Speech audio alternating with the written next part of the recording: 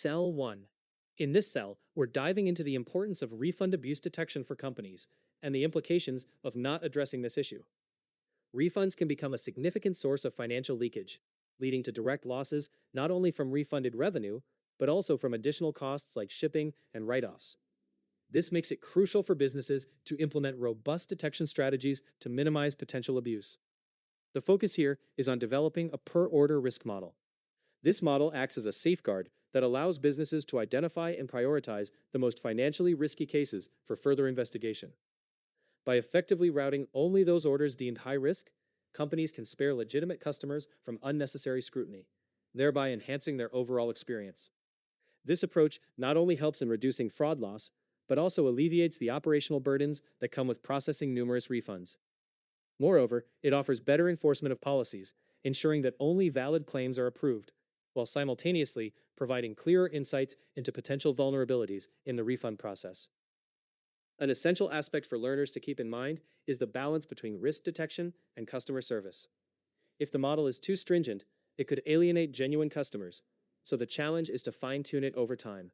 As we move into the next cell, we'll likely build on this foundational understanding, exploring how to implement this risk model more effectively, including the data and analytical tools needed for accurate risk assessment. Cell 2. In this cell, we're diving into the fascinating world of temporal spacing features, which are crucial for understanding fraud patterns through timing behaviors. The essence of our focus is that fraudulent activities often exhibit unnatural timing, making this a valuable area for analysis. To get a deeper insight, we consider various examples of temporal behaviors associated with refunds. For instance, we might analyze the average time between a purchase and its corresponding refund, or look at the median time it takes for a refund to be processed. Additionally, we can investigate the percentage of refunds that occur within specific timeframes, such as 24 to 48 hours.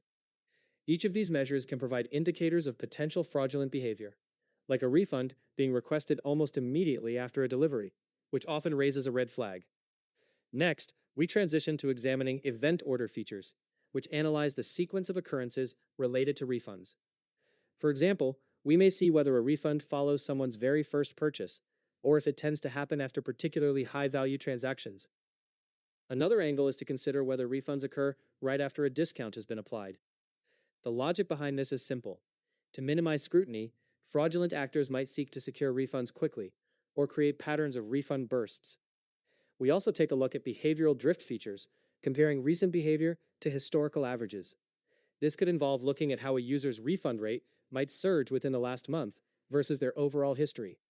A sudden spike in refund frequency or an increase in the value of orders before refunds can indicate something amiss, highlighting how changes in behavior can precede potential abuse. Finally, path pattern features help us detect known abusive behaviors, like making a purchase only to claim non-delivery and subsequently requesting a refund. Recognizing these patterns can be incredibly telling. For example, frequent requests for refunds marked as item not received, or an analysis of refunds tied to scripted reasons. These can indicate organized fraud schemes.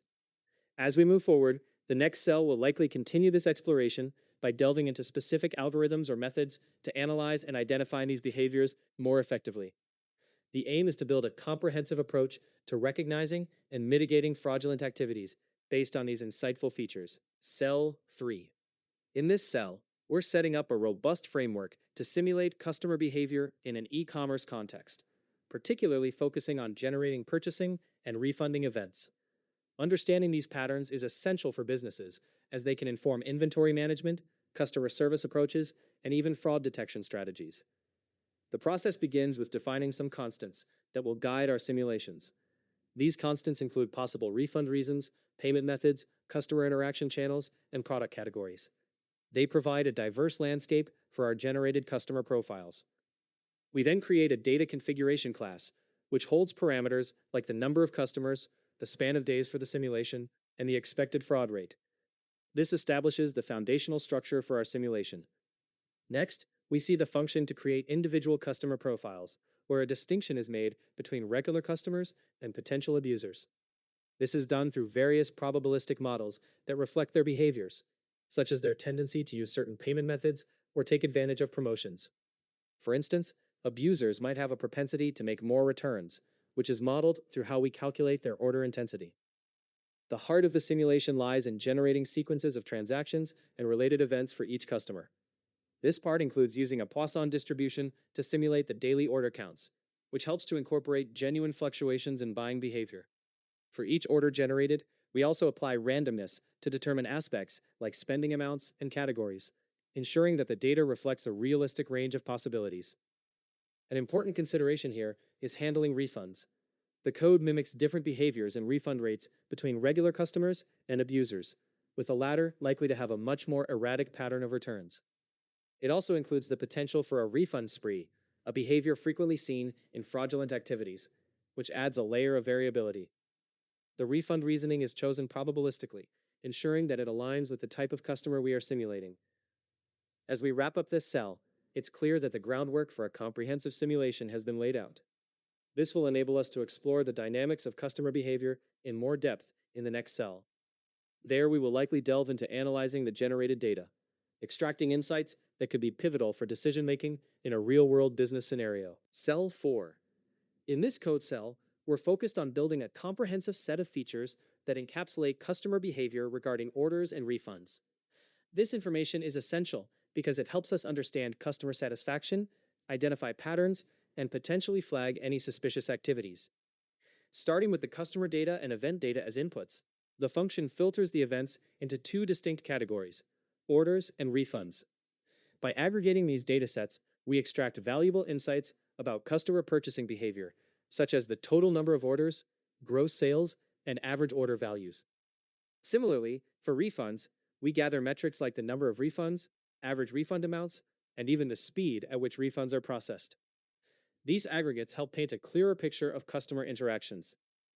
A notable element of this process is the handling of refund reasons. We define a set of suspicious reasons and calculate the proportion of refunds attributed to these categories for each customer. This aspect is crucial for identifying patterns that could indicate fraudulent behavior or dissatisfaction. Next, we delve into the time dynamics of refunds. We measure how frequently customers request refunds by calculating the gaps between them.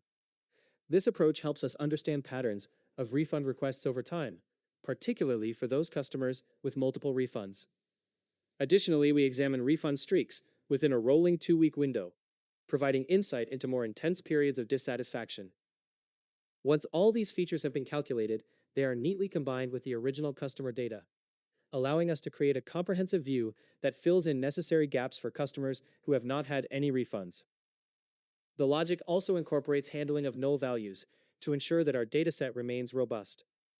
Finally, we derive several useful ratios designed to normalize the metrics while also capping extreme values, ensuring that our analysis remains stable and interpretable.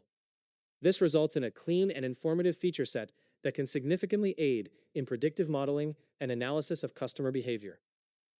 As we step forward to the next cell, we will likely explore how to utilize these features in advanced modeling techniques to uncover deeper insights into customer behavior trends. Cell 5. In this cell, we're training a straightforward yet effective baseline classifier aimed at predicting whether a user is an abuser. Understanding this classification is crucial, as it can form the foundation for future models that may be more complex, allowing us to gauge how our performance improves over time.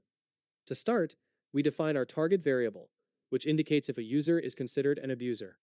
Then we specify a set of features that we believe are relevant to making this prediction.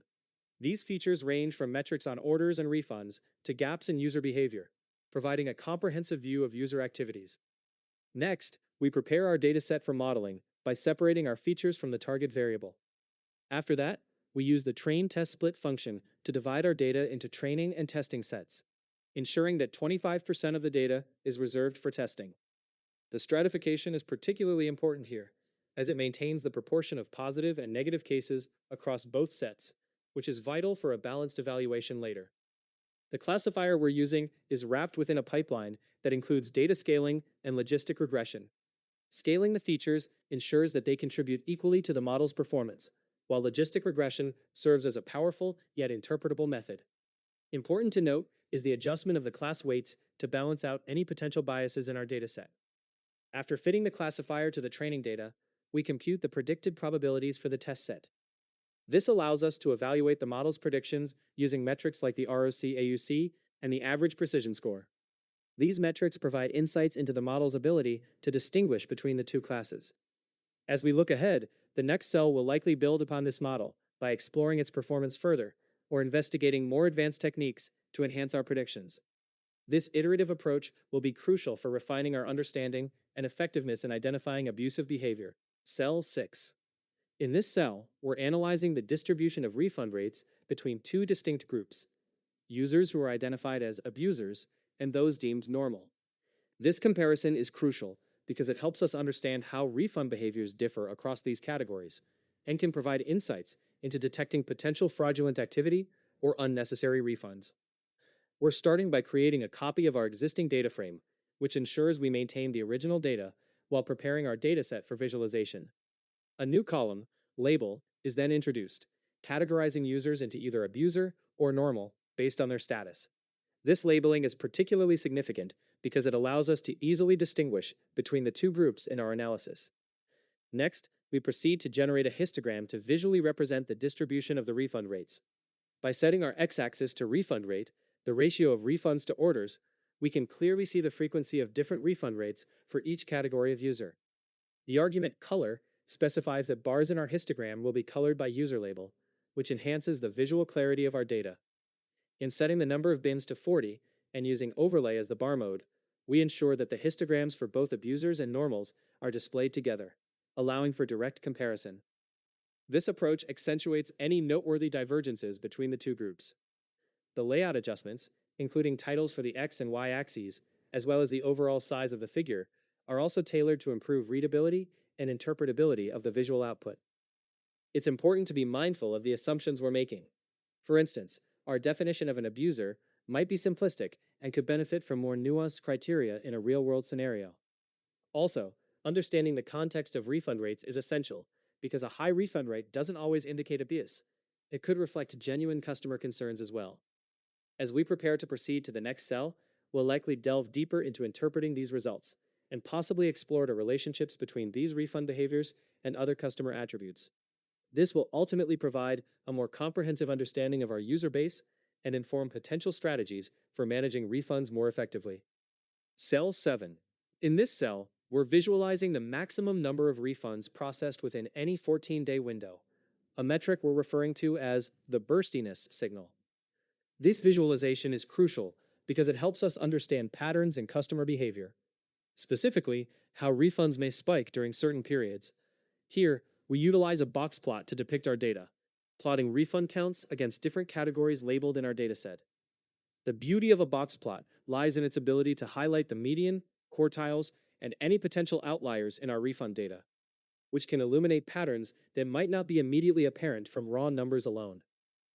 The variable named maxRefunds14D captures our key interest: the maximum refunds processed in those 2-week snapshots. As we proceed, each box indicates the distribution of refunds across categories, allowing us to quickly gauge where refund activity is most intense. The layout adjustments enhance clarity, with the x-axis left unlabeled for a cleaner look, while the y-axis clearly denotes our refund metric.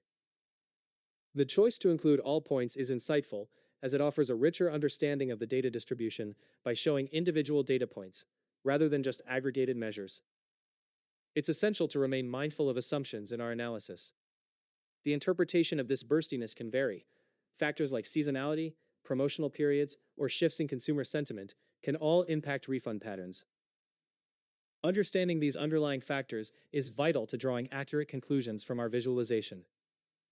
As we move into the next cell, we're likely going to explore further insights or perhaps trends over time based on this burstiness signal, allowing us to better predict and respond to customer behavior. This lays the groundwork for deeper analysis and strategic decision-making. Cell 8. In this code cell, we're visualizing the percentage of refunds processed within 7 days, which is crucial for understanding customer satisfaction and operational efficiency. By utilizing a violin plot, we can see not only the distribution of refund speeds across different categories, but also the underlying data's density and variability. The figure creation starts with invoking the Plotly Express library to generate a visual representation from our dataset, referred to as plot.df. We're plotting the x-axis with the variable labeled label, which likely represents different categories or groups related to our refunds. The y-axis showcases PCT refund fast, indicating the percentage of refunds that are expedited within that 1 week time frame. This dual-axis approach allows us to compare categories effectively while highlighting how many refunds are processed swiftly. Importantly, we also incorporate a box plot within the violin visualization to surface key statistics of the data, such as the median and quartiles. We're ensuring that all points in our dataset are displayed, offering a complete view of the individual responses in addition to overall trends. An assumption here might be that having complete data helps us derive meaningful conclusions, so learners should be cautious when interpreting the results if they suspect the data might have gaps or biases. The layout is meticulously adjusted to improve readability and presentation quality, setting the stage for a more comprehensive analysis. This visualization should serve as a vital tool for stakeholders interested in refund processes, potentially guiding responses to customer needs and optimizing refund policies. Looking ahead, the next cell will likely build on this foundation by examining the underlying factors affecting refund speed or comparing these trends over time, further enriching our understanding of customer interactions. Cell 9. In this cell, we focus on extracting and visualizing the most influential features identified by our logistic regression model. Understanding these features is crucial because they reveal which factors contribute significantly to our predictions, allowing us to interpret the model and potentially take actionable insights from the data. First, we retrieve the coefficients from the logistic regression model, which are a direct reflection of the impact each feature has on the predicted outcome. The coefficients are then raveled into a one-dimensional array for easier handling. We create a data frame that pairs each feature with its respective coefficient, and also adds a new column to capture the absolute values of these coefficients. This step is key as it allows us to sort and identify the features with the largest influence, irrespective of whether that influence is positive or negative. Next, the data frame is sorted to prioritize the top 12 absolute coefficients, showcasing which features are the most impactful in determining predictions. Following this, a secondary sort organizes the features by their coefficients, allowing us to visualize the relationship between the features and their effects distinctly. The result is displayed in a bar chart using Plotly, which not only communicates the data clearly, but also makes it visually engaging. It's important to note that when interpreting these coefficients, positive values indicate an association with more abusive outcomes, while negative values suggest the opposite. Assumptions underlying this visualization include the linear nature of the model and the reliability of feature selection. One pitfall here is overinterpreting the model coefficients without considering feature interactions or systemic factors that may not be captured in this simplified view. As we move forward to the next cell, we will likely delve deeper into model evaluation or explore feature importance further, enriching our understanding of the model's effectiveness in predicting abuse. This next step will be crucial for assessing how well our model can generalize beyond the training data. Cell 10. In this cell, we're creating a visual representation of customer refund activity over a specified period, which can help reveal behaviors and trends in refunds among different customer groups. This heat map comes in handy when we want to distinguish between normal customers' behaviors and those who frequently abuse refund policies. The process begins by filtering our event data frame to include only the selected customers whose behavior we want to analyze. Specifically, we focus on those customers who have either refunded or ordered products. Here we establish a new column to mark refunded events with a value of 1 and keep other events marked as 0. This step is crucial as it allows us to quantify the refunds directly, making it easier to visualize later. Once our data is set up, we aggregate this information into day bins. This transformation lets us see how refunds are distributed over time for each customer. We then pivot the data into a format suitable for the heat map, where each row represents a customer, and each column corresponds to a day, filled with the maximum value of refunds across those days. Notably, any missing values are filled with zeros, ensuring that our heat map accurately reflects customer behavior without gaps. We then generate the heat map itself using Plotly's imshow function, which renders the grid data. The visualization will provide a clear overview, positioning customer IDs along one axis and the days along the other. By color-coding the tiles based on refund activity, we can quickly identify which customers have a higher incidence of refunds. Assumptions to be aware of include the nature of the selected customer groups: 8 regular customers and 8 identified as abusers. It's also good to remember that the random seed ensures reproducibility of our analysis, giving consistent results for future explorations. Looking ahead, The next cell likely builds on this visualization by diving deeper into the implications of these observed trends or by introducing another layer of analysis to further investigate customer behaviors over time. This will offer richer insights, enhancing our understanding of the factors driving these refund behaviors. Cell 11. In this cell, we are converting our event log into what's called an event scoring table.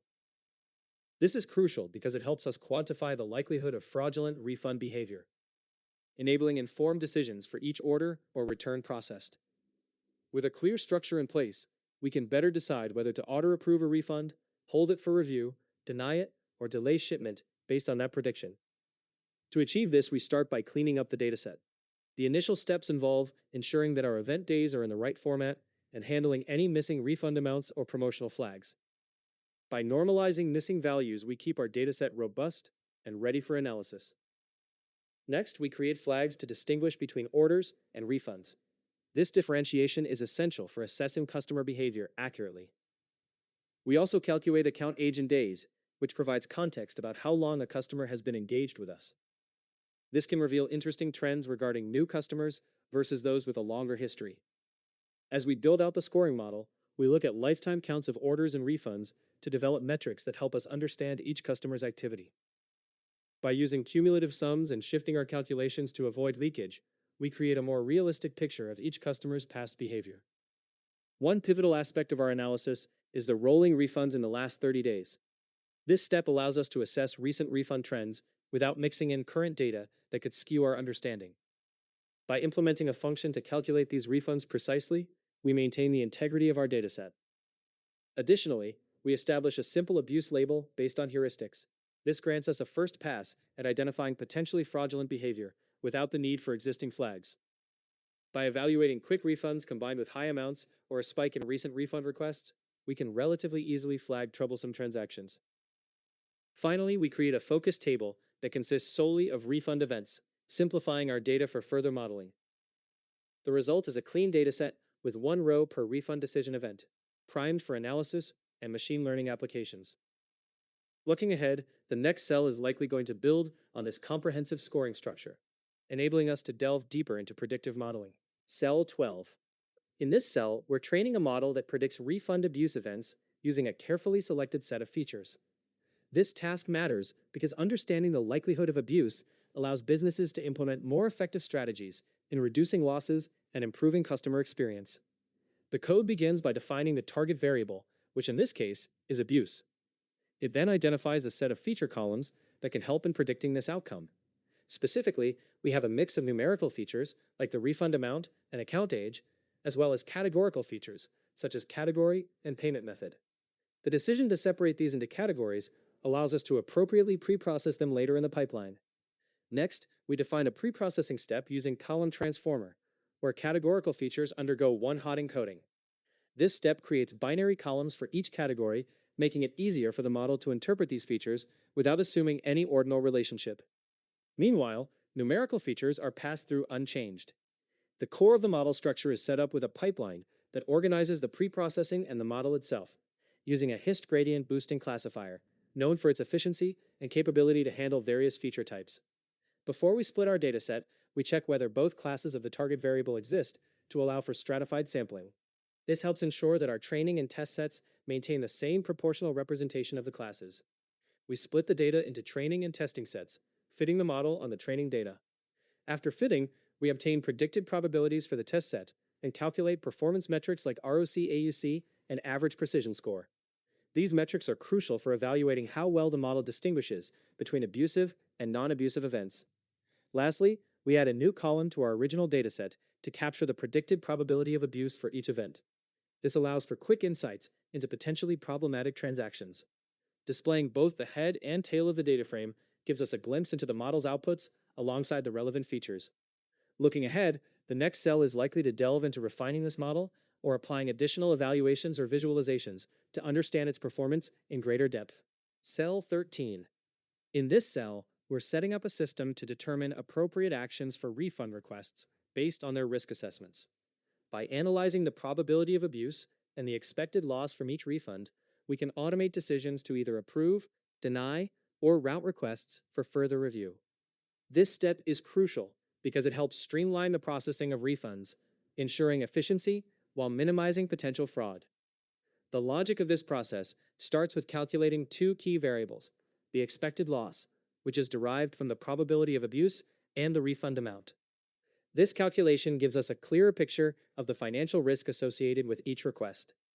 Then, we define a function that decides how to handle each refund request based on its probability and expected loss values. We identify several thresholds: T approve, T review, and T deny, that guide these decisions. For example, if the probability of abuse is below the T approve threshold, the request is automatically approved. Conversely, if it exceeds the T deny threshold, it is denied altogether. The function also allows for a middle ground. If the probability is between those two thresholds, or if the expected loss is above a certain level, the request goes for a review, ensuring that any potentially higher risk cases receive additional scrutiny. This layered approach helps avoid unnecessary denials, while also protecting the organization from significant losses. After applying our decision-making function across all refund requests, we then analyze the distribution of actions taken. This provides insight into how many requests will be auto-approved versus those that need review or denial, which can inform further adjustments in our thresholds. Displaying the first few rows of the modified dataset gives us a tangible view of how this logic is applied in practice. Looking ahead, the next cell is likely to build on these actions by assessing the outcomes of these decisions, possibly examining the effectiveness of auto-approvals versus reviews and how they impact overall loss rates.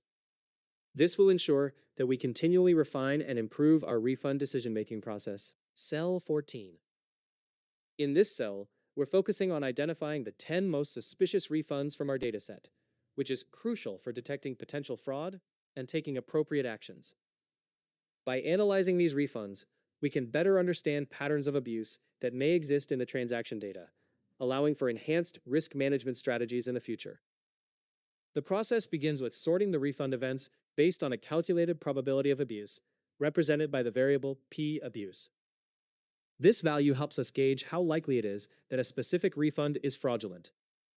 By sorting in descending order, we ensure that the refunds most likely to be problematic rise to the top, giving us a clear view of the most concerning cases. Once we have this sorted list, we grab the top 10 entries, which we'll examine more closely. Next, we enrich our dataset by introducing a new column called Risk Bucket. This categorization is meaningful because it allows us to group the probability scores into distinct ranges, labeling them as low, medium, high, or very high risk. Such a classification offers intuitive insight into the level of concern associated with each refund. The bins are defined to categorize the probabilities effectively, enabling us to identify trends and target our investigation efforts accordingly.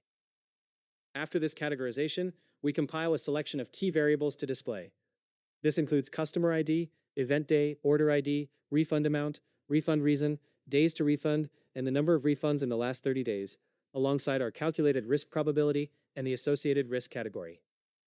Each of these attributes reveals important context that can inform our understanding of the customer and the circumstances surrounding the refund. It's crucial to remain mindful of assumptions throughout this process. For instance, the quality of our initial probability calculations significantly influences our findings. If p-abuse is not accurate, it could lead us to misclassify refunds or overlook genuine issues.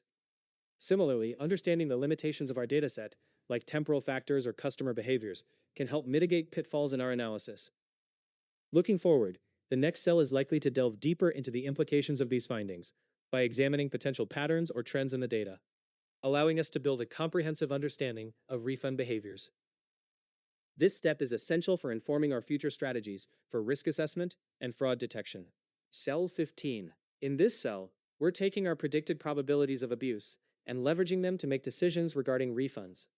This step is crucial because it transforms our analytical insights into actionable outcomes, guiding whether a refund should be auto-approved, sent for review, or outright denied. To accomplish this, we first calculate the expected loss associated with each refund event by multiplying the probability of abuse by the refund amount. This metric serves as a key indicator of risk. It helps us balance the need for customer satisfaction against the potential profit loss due to fraudulent claims. We've set parameters for decision thresholds. A very low probability prompts an auto-approval, while higher probabilities lead to denial. For cases that fall in between, we consider both the probability of abuse and the expected loss to decide if it should be reviewed further. The decision policy is implemented via a function that evaluates each refund event according to these thresholds. The logic is straightforward, but effective. It ensures that we're not missing legitimate claims while also protecting our resources. By applying this function to each refund event, we generate a decisive column indicating the action we should take. As a final step, we filter our data frame to display relevant details, like customer ID and expected loss alongside this decision, providing a clear view of the situation. It's essential to ensure that thresholds are chosen carefully, as poor choices can either overwhelm the review process or lead to unnecessary denials. Looking ahead, the next cell will likely focus on evaluating the effectiveness of these decisions, measuring their impact on customer satisfaction and the overall bottom line, giving us insights into how well our action policy performs in a real-world scenario. Cell 16. In this cell, we're analyzing refund events to understand why certain cases were flagged for potential abuse. This step is crucial because identifying patterns in refund behavior can help businesses mitigate losses and improve their policies. We start by focusing on specific columns that provide insights into the financial aspects of refunds, like the refund amount and the time span taken to process these refunds. We also consider customer-related variables, such as account age and the lifetime refund rate, which can reveal trends about customer behavior over time. By sorting the data based on the probability of abuse, we're pinpointing the most concerning cases, allowing for a closer examination of potential fraudulent activities. The cell retrieves the top 10 records that indicate a high likelihood of abuse, showcasing relevant details such as the order IDs and refund reasons. This gives us a clearer picture of the context around these flagged transactions, which is essential for making data-driven decisions regarding customer management and policy adjustments. A key assumption here is that the P-abuse metric is an accurate reflection of the risk associated with each refund. However, it's worth noting that outliers or unusual cases might skew our understanding, so caution is necessary when interpreting these results. Looking ahead to the next cell, we will likely build on this analysis by exploring specific strategies to mitigate fraud risks highlighted by this dataset. Understanding the intricacies of these flagged refunds will be pivotal in shaping our approach to improve financial integrity and customer trust. Cell 17. In this cell, we're setting up a single prediction scenario based on a specific event, and this action is crucial as it allows us to gauge how well our model can assess a new example against the training data. By defining a new event with consistent feature names, we're essentially testing the model's predictive power and ensuring it can generalize beyond the initial dataset. To do this, we first create a new event represented as a dictionary, filling it with values that correspond to the features we've already trained on, such as the amount of the transaction, the refund amount, and various metrics that reflect customer behavior. The choice of features is deliberate. For instance, including the refund reason and payment method helps the model understand context, while numerical features like account age and lifetime orders provide quantitative insights into customer habits.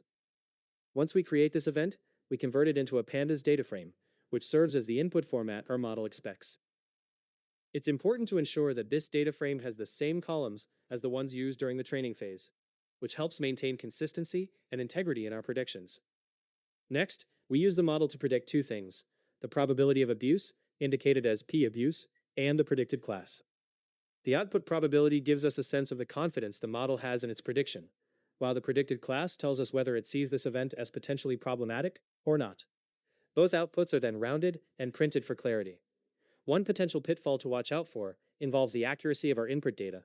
If the features are not representative of what the model learned, or if there's significant variance in the types of transactions, the predictions may not hold true. Moreover, understanding the implications of the predicted probability is crucial for interpreting the model's outputs effectively.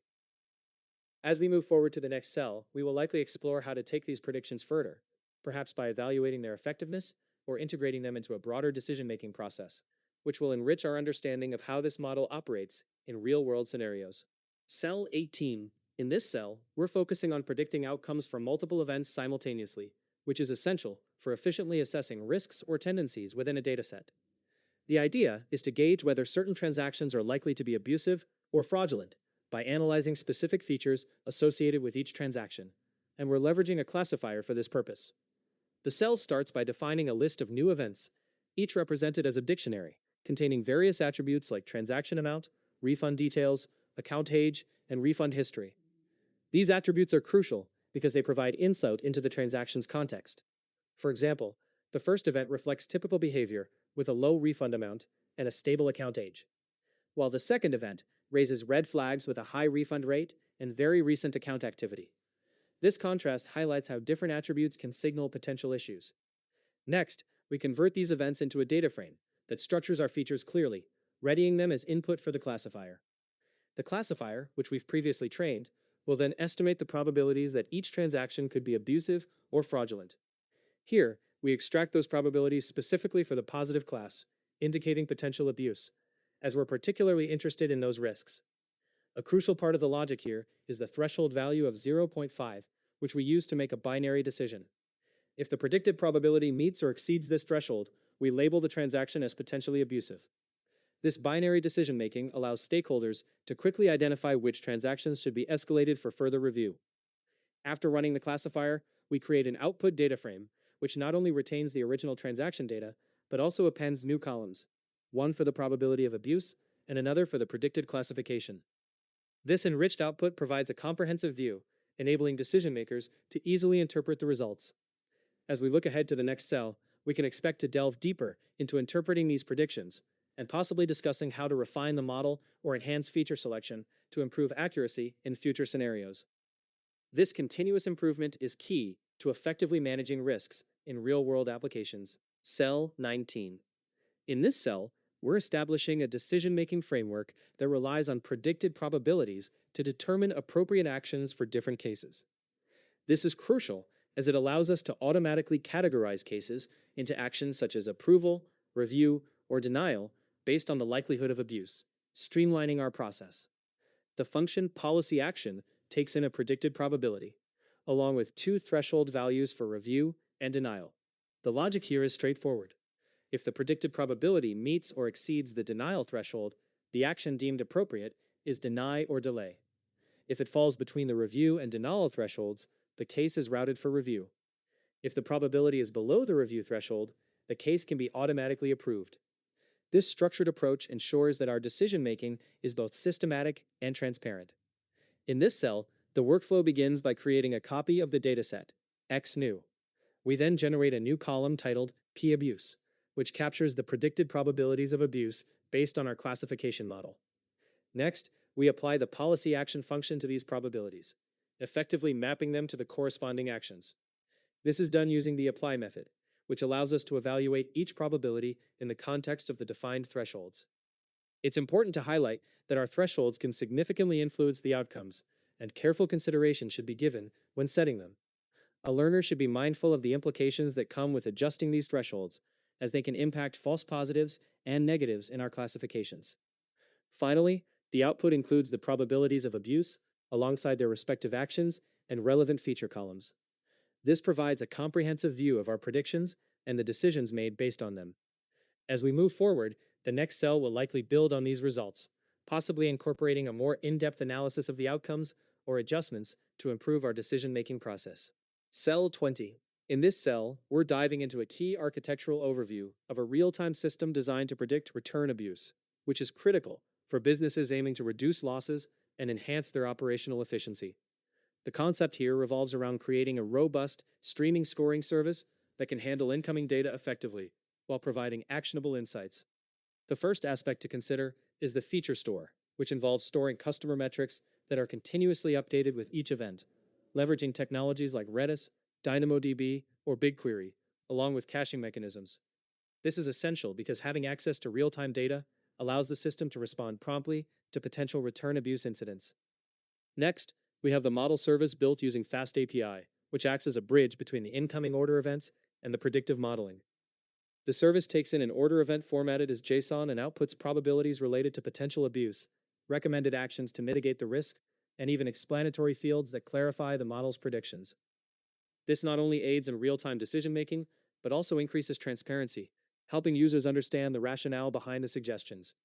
The decision engine is where business rules come into play, integrating cost thresholds and capacity limits to ensure that responses are not just timely, but also fiscally responsible. This balance is vital for maintaining a profitable operation while effectively managing fraud risk. Lastly, it's important to highlight the asynchronous labeling updates. Since fraud confirmations may take time to verify, the system is designed to backfill training data. ensuring that the model continually learns and adapts over time as more data becomes available. As we transition to the next cell, we will likely explore the specific metrics to track customer behavior and how to implement this architecture using actual data flows and model integration. This progression will help solidify our understanding of the practical implications of these architectural choices. Cell 21. In this cell, we're reaching the conclusion of our current analysis. It's a moment to reflect on everything we've accomplished in this notebook, recapping the journey we've taken and the insights we've gleaned. As we wrap things up, it's essential to consider the significance of our findings and how they can be applied in real-world situations. Throughout this notebook, we've explored various datasets, applied different analytical techniques, and drawn meaningful conclusions. The ultimate goal has been to understand the underlying patterns in the data and to measure relationships effectively. Each step we've taken was carefully designed, ensuring that we maintain clarity and accuracy in our analysis. In evaluating our results, it's crucial to think about the implications of our work. Consider how the insights gained can inform decision-making in relevant fields or industries. Additionally, we should be aware of any assumptions made during our analysis, as these can significantly impact our findings. A cautious approach is always advised, as no model is perfect, and understanding its limitations is just as important as recognizing its strengths. Next, we will build on this foundation by diving deeper into the practical applications of our findings. We'll explore how we can implement these insights in real-world scenarios and what strategies we might employ moving forward. So let's transition into the next phase of our analysis with an open mindset, eager to discover the broader impact of our work.